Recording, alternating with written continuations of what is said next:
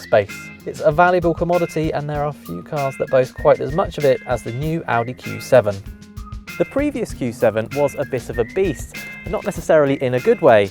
Heavy and clumsy, it lagged behind rivals like the BMW X5 and Land Rover Discovery. It's something that this new model aims to put right, as well as take on the impressive new Volvo XC90. It's actually smaller on the outside than the old model, even if it is in the same way that a hippo is smaller than an elephant, and the previously curvy styling has been replaced by this much more taut and angular appearance. Audi boasts that this new Q7 is as much as 300 kilos lighter than the old one, but that still doesn't mean it's shied away from fitting some luxury features such as these third row seats which glide up on electric motors. It's very neat, and also you still get a decent boot. This is about the same size as a Ford Fiesta's. Boot capacity grows to an enormous 770 litres with just 5 seats in place, or you can drop the middle row flat and move in.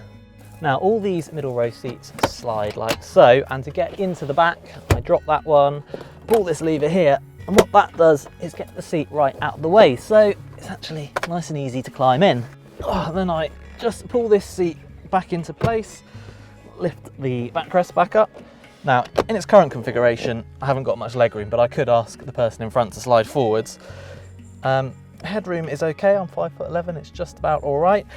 The two biggest problems, my hip point is quite a long way below my knees, so that's going to get a bit uncomfortable after a while, and the other is that surprisingly there's no USB charging points back here for phones and the like.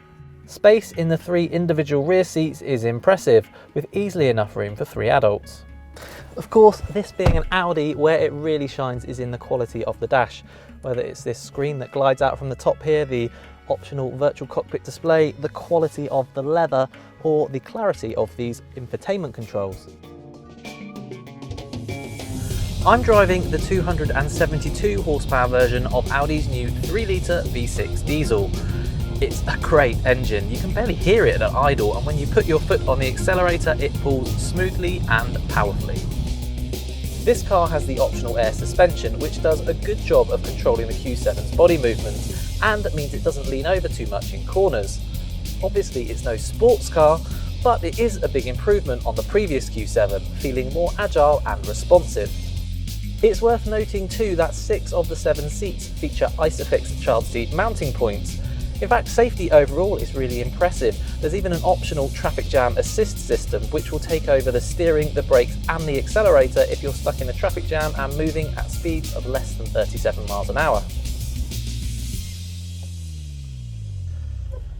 The main thing you take away from this car is the sense of luxury. Engine, wind and road noise are all very well suppressed, meaning that this car just eats up the miles. Of course it's big, it feels massive on small roads, but the raised driving position and multitude of proximity sensors are all there to help.